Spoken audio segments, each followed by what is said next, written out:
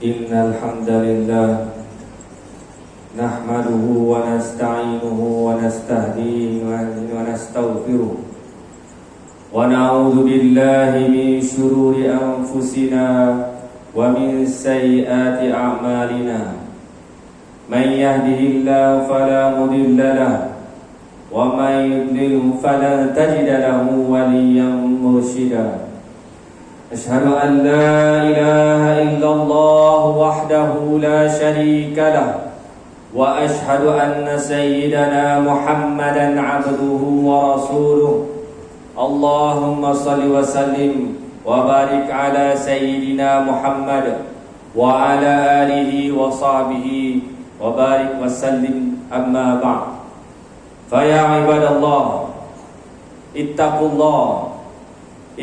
الله حق تقاته ولا تموتن إلا وأنتم مسلمون. Sidang Jumaat yang dirahmati Allah SWT sekalian, seperti biasa saya berpesan kepada diri saya dan juga tuan-tuan sekalian, marilah kita sama-sama bertakwa kepada Allah SWT. Dengan sebenar-benar takwa, kita sama-sama melaksanakan perintah Allah SWT. Kita tinggalkan larangannya. Mudah-mudahan kita akan menjadi golongan yang berjaya di dunia dan berjaya di akhirat, insya-Allah. Allah SWT berfirman, A'udzubillahi minasyaitonirrajim. Ya ayyuhar rasul, la yahzunka alladhina yusari'una fil kufri minal ladhina qalu amanna bi afwahihim wa lam tu'min qulubuhum wa minal ladhina hadu samma'una lil kadhibi samma'una liqaumin akharina lam ya'tuka yuharrifuna al-kalima min ba'di mawadhi'i yaquluna in utitum hadha fakhuduhu wa in lam tu'tawhu fahdharu wa man yuridillahu fitnatahu falan tamlika lahu minallahi syai'a ulaika alladhina lam yuridillahu an yutahhira qulubahum lahum fid dunya khizyun walahum fil akhirati adzabun azim. Shadaqallahul azim. Suratul Maidah ayat yang ke-41. Wahai Rasulullah, janganlah engkau menanggung duka cita disebabkan orang-orang yang segera menceburkan diri dalam kekufuran, yaitu dari orang-orang yang berkata dengan mulutnya kami tetap beriman, padahal hatinya tidak beriman. Demikian juga dari orang-orang Yahudi. Mereka orang-orang yang sangat suka mendengar berita-berita dusta. Mereka sangat suka mendengar perkataan golongan lain, yakni pendeta-pendeta Yahudi yang tidak pernah datang menemuimu. Mereka ini mengubah serta meminda perkataan-perkataan dalam kitab Taurat itu dari tempat-tempat yang sebenar.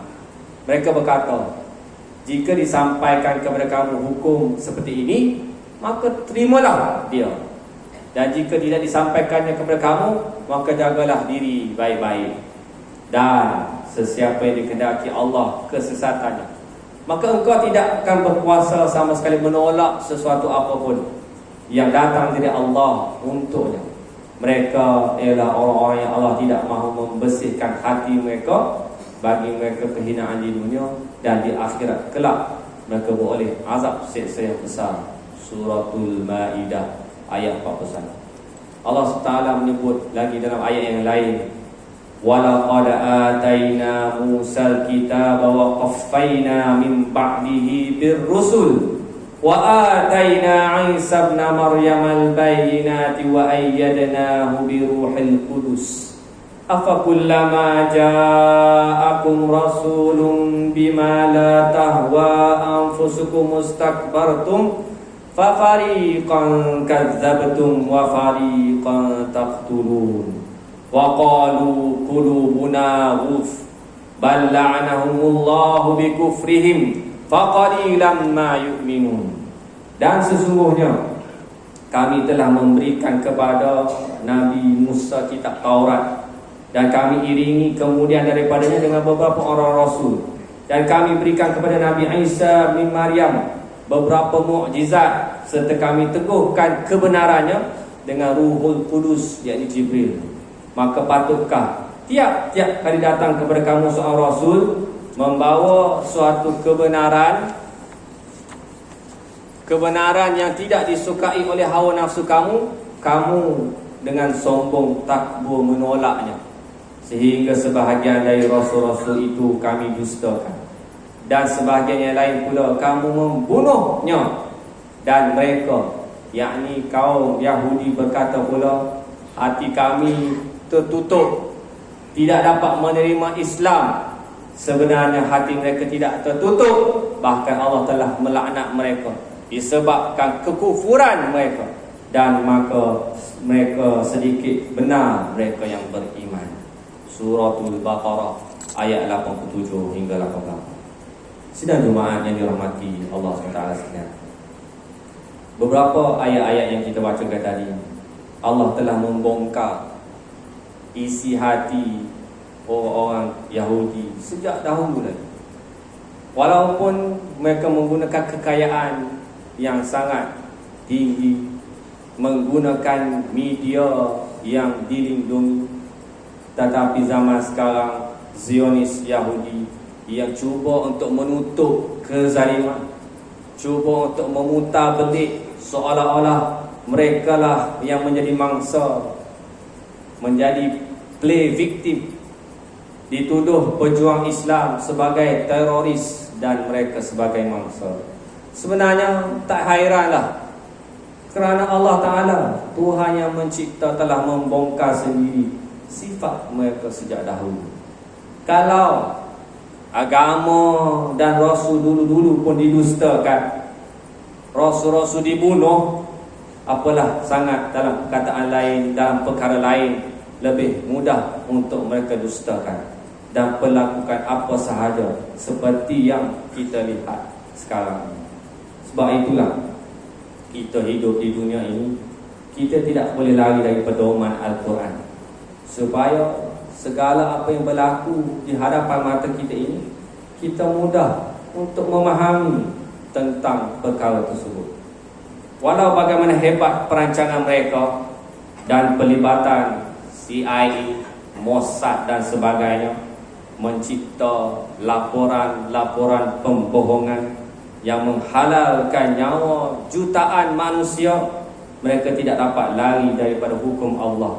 Sebagaimana firman Allah SWT dalam suratul Maidah ayat ke-64, yang maksudnya, dan orang-orang Yahudi itu berkata, tangan Allah terbelenggu, yakni bakhil, kikir. Tangan mereka lah yang terbelenggu, dan mereka pula dilaknat dengan sebab apa yang telah mereka katakan itu. Bahkan kedua tangan Allah sentiasa terbuka, nikmat dan kurnianya luas melimpah-limpah. Ia belanjakan sebagaimana yang ia telah kehendaki, dan demi sesungguhnya apa yang telah diturunkan kepadamu dari Tuhan itu akan menjadikan kebanyakan dari mereka bertambah derhaka dan kufur, dan kami tanamkan perasaan pemusuhan dan kebencian di antara mereka sehingga hari kiamat. Tiap-tiap kali mereka menyalakan api peperangan, Allah memadamkannya, dan mereka pula terus menerus melakukan kerosakan di muka bumi, sedang Allah tidak suka kepada orang-orang yang melakukan kerosakan. Al-Quran Karim membimbing kita untuk memahami situasi individu, situasi keluarga, atau situasi dunia ketika ini.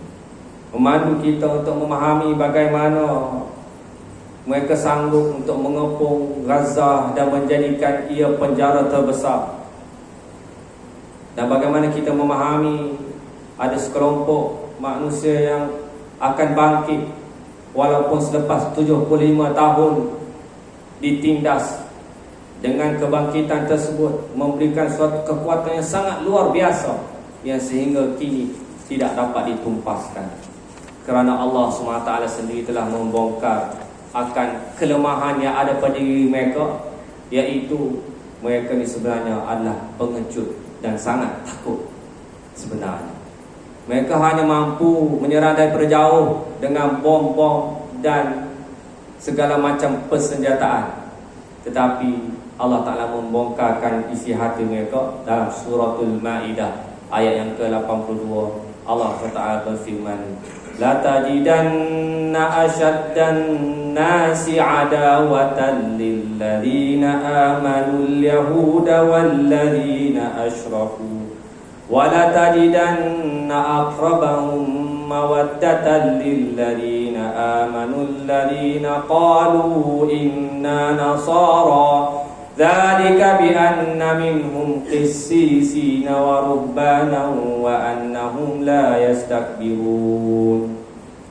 Demi sesungguhnya engkau wahai Muhammad akan dapati manusia yang keras sekali pemusuhannya kepada orang yang beriman ialah orang-orang Yahudi dan orang-orang musyrik. Dan demi sesungguhnya engkau akan dapati orang-orang yang dekat sekali kasih mesranya kepada orang yang beriman ialah orang-orang yang berkata bahawa kami ini ialah orang-orang Nasrani. Yang demikian itu disebabkan ada di antara mereka pendeta-pendeta dan ahli-ahli ibadah, dan kerana mereka pula tidak berlaku sombong. Suratul Ma'idah ayat 82. Hadirin muslimin yang dirahmati Allah Subhanahu wa taala sekalian. Peristiwa Gaza menjadi saksi yang mendedahkan kumpulan ini, dan kita berharap kita tidak termasuk dalam golongan ini. Seperti mana firman Allah Subhanahu wa taala dalam suratul Ahzab ayat 9 hingga 12 yang bermaksud, wahai orang yang beriman, kenanglah nikmat Allah yang dilimpahkannya kepada kamu semasa kamu didatangi tentera Ahzab, lalu kami hantarkan kepada mereka angin ribut yang kencang serta angkatan tentera dari malaikat yang kamu tidak dapat melihatnya. Ingatlah Allah sentiasa melihat apa yang kamu lakukan. Masa itu ialah masa tentera musuh datang melanggar kamu dari sebelah hulu, dari sebelah hilir, dan masa itu adalah masa pandangan mata kamu tidak berketentuan arah kerana gempa dan bingung, serta hati pun resah gelisah kerana cemas dan takut, dan kamu masing-masing pula menyangka Allah terhadap Allah dengan berbagai-bagai sangkaan. Pada saat itulah diuji orang yang beriman dan digoncangkan perasaan dan pendiriannya dengan goncangan yang amat dahsyat. Dan lagi masa itu adalah masa orang-orang munafik dan orang-orang yang tidak sihat dan tidak kuat iman dalam hati, berkata Allah dan Rasulnya tidak menjanjikan kepada kita melainkan perkara yang memperdayakan sahaja. Suratul Ahzab ayat 9 hingga 12. Barakallahu li wa lakum fil kitab was sunnah wa nafa'ani wa iyyakum bil ayati wal hikmah.